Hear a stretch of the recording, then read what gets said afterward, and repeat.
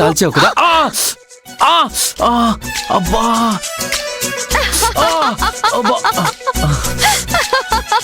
నువ్వెక్కడ దాపరించావా? నాకు చెయ్యి కాలుస్తావు, కొరుకుతావు. అసలు మానవ జాతి లక్షణాలు ఒకటి లేవు. లేకపోతే నా మీదకొస్తావా? ఇక లాభం లేదు. నా వీరత్వం, సూరత్వం, మగత్వం అన్ని నీకు ఇప్పుడు చూపించాల్సిందే. రామరాజు, నేను చెప్పిన మాట విను. నేను చెప్పింది నువ్వు వినాలి. దగ్గరకొస్తే పొడి చేస్తాను. అరే ఏంటది? నీకేమైనా పిచ్చా? అది కత్తి గుచ్చుకుంటే రక్తం వస్తుంది. కింద పడేదాన్ని ప్లీజ్, నీకు దండం పెడతాను. కత్తి కింద పడేయడం కాదు, నువ్వు కింద పడుకోవాలి. దగ్గరకొచ్చావు, గుండెల్లో దింపుతాను.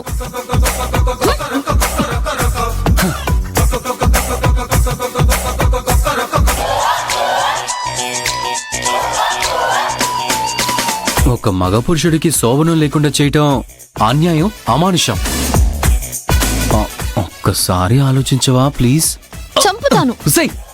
మూసుకొని పడుకో.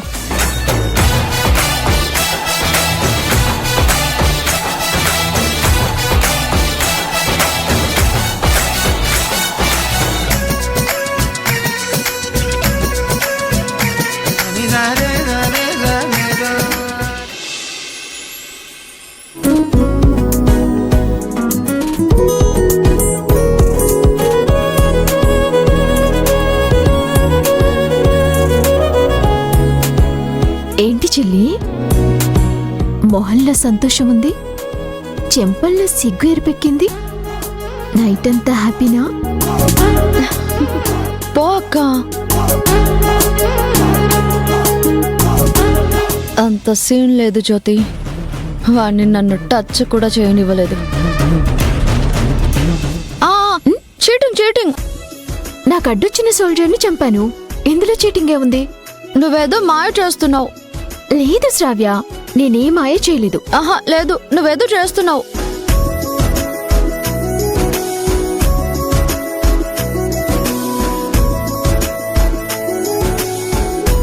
అక్క చెల్లెళ్ళిద్దరూ ఇంత సంతోషంగా ఇలా కలిసిమెలిసుండడం నేను చూస్తాననుకోలేదు వదినా. నాకైతే చాలా ఆనందంగా ఉంది. ఇలా ఉంటారు అని నేను కూడా ఊహించలేదు వదినా.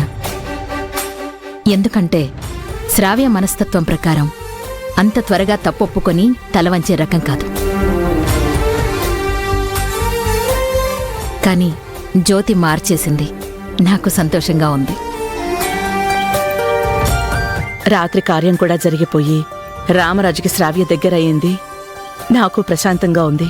అవును. సర్లే వదినా, మనం వెళ్ళి వంట పనులు చూద్దాం పద.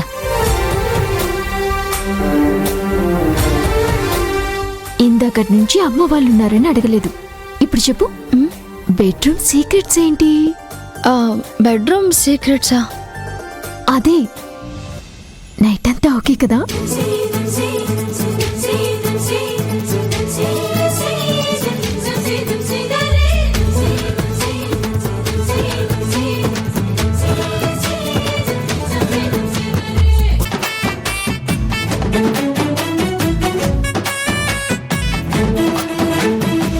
నిజంగా మా మధ్య ఏదో జరిగినట్టు దొంగ మొహంది ఎలా సిగ్గుపడుతుందో చూడు.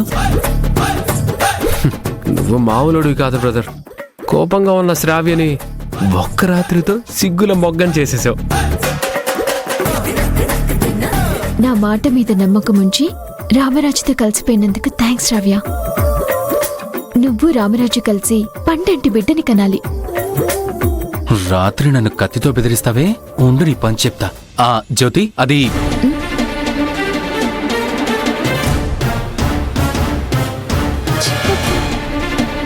చెప్పొద్దు ప్లీజ్. శ్రావ్య, ఏమో సైగలు చేస్తున్నావు? కొత్తగా పెళ్ళైన జంట సైకిల్తో సరసాలు ఆడుకుంటారు. అలా అడగొచ్చా జ్యోతి? అవును కదా.